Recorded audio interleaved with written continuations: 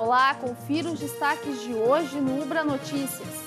Confirmada a 13ª morte por leptospirose no estado. Número de casos notificados chega a 3.000. Rodoviária de Porto Alegre reabre na próxima sexta-feira com viagens reduzidas. E ainda, na semana em que completa um mês da enchente que atingiu o Rio Grande do Sul, relembre a história do cavalo caramelo, um dos símbolos da tragédia climática. É agora no Ubra Notícias.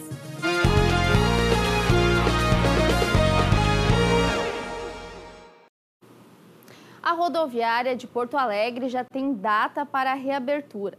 A partir da próxima sexta-feira, o local vai voltar a funcionar. A primeira viagem, marcada para sexta-feira, dia 7, vai partir às 7 horas da manhã para Capão da Canoa. Para que as atividades sejam retomadas, é preciso que a Prefeitura de Porto Alegre libere o acesso à estação, retirando a estrutura do corredor humanitário provisório. Esse trabalho deve ser concluído nesta quinta-feira. A decisão de retorno das viagens no terminal foi tomada nesta terça, durante uma reunião conduzida pelo vice-governador do estado, Gabriel Souza, e representantes da Vepo, empresa responsável pela administração da rodoviária. A retomada vai começar com 52 linhas intermunicipais de 15 empresas. As viagens interestaduais vão continuar saindo da rodoviária de Osório, no litoral norte. Com o retorno do terminal de Porto Alegre, o de Antônio de Carvalho, que fica no bairro Agronomia, vai ser desativado. O acesso vai acontecer pela entrada do Pórtico dos Táxis, no Largo Vespasiano Júlio Vepo. Os outros acessos vão seguir fechados por questões de segurança. As operações de embarque e desembarque vão ser feitas por 18 boxes da área de desembarque intermunicipal, ou seja, nos 55 ao 72. Além disso, a rodoviária vai contar com locais para venda de passagens, área de espera e banheiros para atender os usuários. Já as lojas vão seguir fechadas, porque o fornecimento de energia elétrica ainda não foi totalmente restabelecido.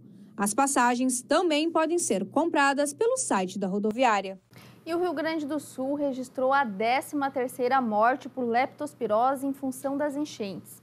Na terça-feira, a Secretaria Estadual da Saúde confirmou mais 5 óbitos por causa da doença que é transmitida na água suja contaminada pela urina de ratos. A primeira morte no estado foi de um homem de 67 anos que era morador de Travesseiro, no Vale do Taquari. Todas as vítimas são homens com idades entre 30 e 69 anos. A Secretaria de Saúde já recebeu mais de 3.000 notificações de casos de leptospirose. Desse número, 242 foram confirmados. E nesta semana completa um mês da enchente que atingiu o Rio Grande do Sul. Um dos símbolos que ficaram desta tragédia foi o resgate do cavalo caramelo. O animal ficou cerca de 100 horas em cima de um telhado no bairro Matias Velho, em Canoas. Agora ele está no campus da Ubra. Hoje, nossa equipe foi conferir como está a recuperação dele. As imagens do cavalo em cima de uma casa, enquanto a água já invadia o telhado, comoveram o país. O animal ficou cerca de 100 horas ilhado. Situação que mobilizou uma equipe de resgate de São Paulo, com bombeiros e médicos veterinários especializados nesse tipo de salvamento. Um resgate que parecia muito delicado, e era. Qualquer erro poderia comprometer toda a estratégia minuciosamente pensada. O risco real é o animal entrar na água, a gente não conseguia conter, porque ali a profundidade estava na altura do telhado. Precisávamos talvez fazer a contenção química com o apoio do veterinário, por isso que a gente pediu esse apoio. Enfim, os riscos maior é a água propriamente dita. Se fosse por aeronave, fosse por via aquática ali, o risco ele é iminente. Não só pelo cenário, mas pelas próprias condições clínicas do animal. Muito tempo ali em pé, parado no mesmo lugar, desidratado. O cavalo ganhou até nome, Caramelo.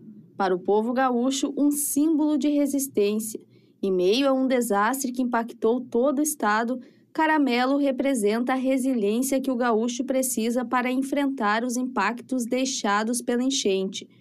Hoje ele se recupera no campus da Ubra, em Canoas. A evolução é surpreendente. Tá melhor que eu já tá bem. Graças a Deus tá tudo certo. Ele se mantém aqui porque tem algumas feridinhas de pele e tá em processo aí de ver o que vai acontecer com ele. Bastante gente interessada em adotar ele. Ele ainda tem que melhorar um pouco a condição corporal, mas isso precisa de tempo, né? Nem podemos acelerar isso.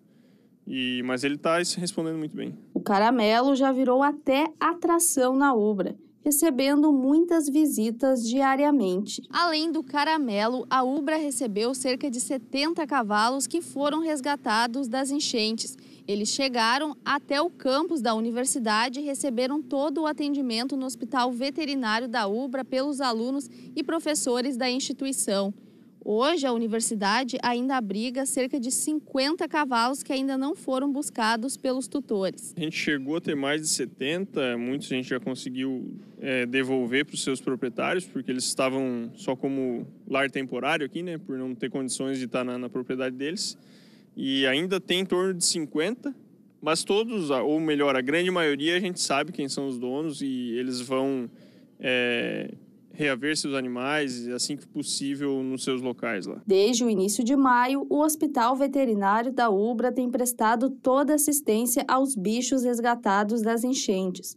Um trabalho que mobiliza toda a equipe de profissionais, professores e alguns estudantes do curso que vêm prestar auxílio. A gente não espera esse tipo de situação, né? Mas estávamos, graças a Deus, com saúde, prontos para fazer o melhor que a gente podia fazer, que estava no nosso alcance. Sem dúvida, né? A gente se sente útil, se sente bem em poder ajudar e principalmente nesse momento difícil para muitas pessoas, né? Eu, graças a Deus, não fui atingido diretamente, então pude aí estar ajudando em tudo que era possível, principalmente na parte de veterinária.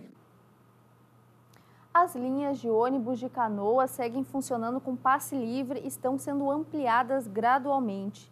Linhas intermunicipais que circulam na cidade também tiveram os horários ampliados. Com a água baixando e os moradores retornando aos bairros atingidos pelas enchentes, a demanda por transporte público em Canoas voltou a aumentar. Mas os ônibus estão circulando com intervalos maiores, o que tem dificultado o deslocamento da Maria Eunice, que mora no bairro Olaria. Eu pego linha 1 e demora. Às vezes eu fico na parada 50 minutos, coisa muito demorado. E vem lotado, porque as pessoas ficam esperando nas paradas, né? Não vem um. Quando vem o outro... De acordo com o secretário municipal de Transportes e Mobilidade de Canoas, a normalização de linhas que ainda operam com itinerário alterado depende da liberação e limpeza de pontos afetados no município. Bom, hoje nós temos 16 linhas em funcionamento do lado leste, 6 do lado oeste, que foi o lado mais afetado, e gradativamente nós estamos recompondo a linha na íntegra, né? Nós ainda temos a questão dos resíduos que são espalhados pela cidade. Então isso dificulta um pouco o trânsito em alguns lugares pela operação do ônibus, mas conforme o choque de limpeza vem passando, nós temos adentrando com as linhas na sua normalidade. Há alguns dias, a parte leste do município já teve quase todas as linhas de ônibus restabelecidas. Nessa semana, mais 2 linhas que atendem o lado oeste da cidade, como os bairros Matias Velho e Florianópolis, também foram retomadas. As linhas que fazem o transporte interno entre os bairros de Canoas seguem operando sem tarifas para os passageiros. O passe livre está em vigor no município desde o início das enchentes e não há previsão para a retomada da cobrança. Permite que as pessoas possam ter acesso aos serviços básicos, essenciais, como posto de saúde, os serviços dos centros de distribuição de alimentos, de roupas, itens de higiene. Então, a gente entende que ele é imprescindível nesse momento de reconstrução da vida das pessoas e da cidade como um todo. Além dos ônibus municipais, a Transcal, que faz o transporte coletivo intermunicipal, também anunciou a ampliação de horários das linhas que circulam em Canoas. A empresa opera viagens entre as estações Matias Velho, em Canoas, e o Terminal da Conceição, em Porto Alegre, passando por estações que o serviço da Transurb ainda não foi restabelecido. Quem depende do transporte público espera que, em breve, as linhas sejam normalizadas na cidade. Espero mesmo que melhore. É o que a gente quer, né? Com a intenção de descentralizar e ampliar a ação integrada dos serviços da Defesa Civil, Saúde, Fundação de Assistência Social e Cidadania, Governança, Guarda Municipal e Departamento Municipal de Habitação, foram abertos novos locais de atendimento à população atingida pela enchente em Porto Alegre. Nesta quarta-feira, iniciou o atendimento da Prefeitura de Porto Alegre nos bairros Sarandi e Humaitá. São serviços úteis e emergenciais aos atingidos pelas enchentes. A gente está fazendo uma ação muito forte no bairro Humaitá, Vila Farrapos e Sarandi.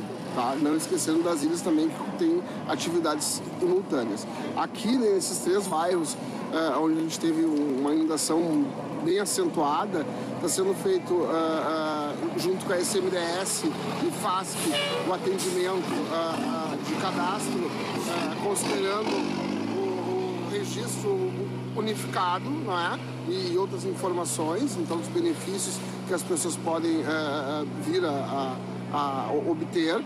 A gente tem a distribuição de água potável, então a gente tem a Secretaria de Saúde também atuando conosco aqui, fazendo atendimento emergencial, fazendo a questão também de receitas das pessoas que perderam, no caso, passando por consulta médica, e a questão também de medicações, vacinação, no caso, do pessoal que foi atingido. Conversando com as pessoas que foram atingidas pelas enchentes, nenhuma delas recebeu os benefícios dos governos federal e estadual. Ainda há muita dúvida nessa questão. Estou com dúvidas. Eu fui aprovada ontem à noite, tá? Mas não tem data para mim receber. E tem outros membros da minha família que estão em análise e não tem telefone. E eu fiz o cadastro deles direitinho, como eu fiz o meu, só que só o meu foi aprovado. E eu não consigo agora entrar na parte para poder ver o deles, por isso que eu estou nessa fila. Perdi o celular, perdi tudo, até o celular, então não consigo acessar nada. E daí o que tu veio fazer aqui agora? Aí que agora eu vim ver com o meu cadastro, como é que tá lá, para mim poder ver os meus benefícios, né? Porque eu não consigo ver. A dúvida é se eles vão repor, né, alguma ajuda nesse sentido, né, de geladeira, máquina, móveis, cama, tudo ficou perdido, né, e aí nós não tínhamos se programado para ter que comprar tudo de novo. Então também vou fazer essas perguntas para eles ali, se tem alguma ajuda do governo, auxílio. Auxílio reconstrução, fiz o cadastro, está em análise, mas o endereço que eu coloquei está faltando o número e a pessoa que vive comigo também não está o nome dela também, e eu coloquei, então aí vai entrar em análise, eles vão ver que está faltando isso aí, porque eles mesmos não colocaram para mim fazer novo cadastro, para esperar mais um pouco. É isso. No Centro Vida, tem gente indo 10 horas da noite para pegar ficha outro dia de manhã para ser atendido tipo 1h da tarde, foi o que aconteceu já. Então eu vim hoje, que começaram hoje o atendimento, tentar fazer o meu cadastro único para poder receber, porque até agora eu não recebi, só recebi o FGTS, que é um dinheiro meu, foi rapidinho, mas dinheiro do governo federal, estadual, por enquanto, nada. Logo mais, às 9 da noite, tem o Jornal da Cultura com as informações do Brasil e do mundo. O Ubra Notícias termina aqui. A gente se vê na próxima edição.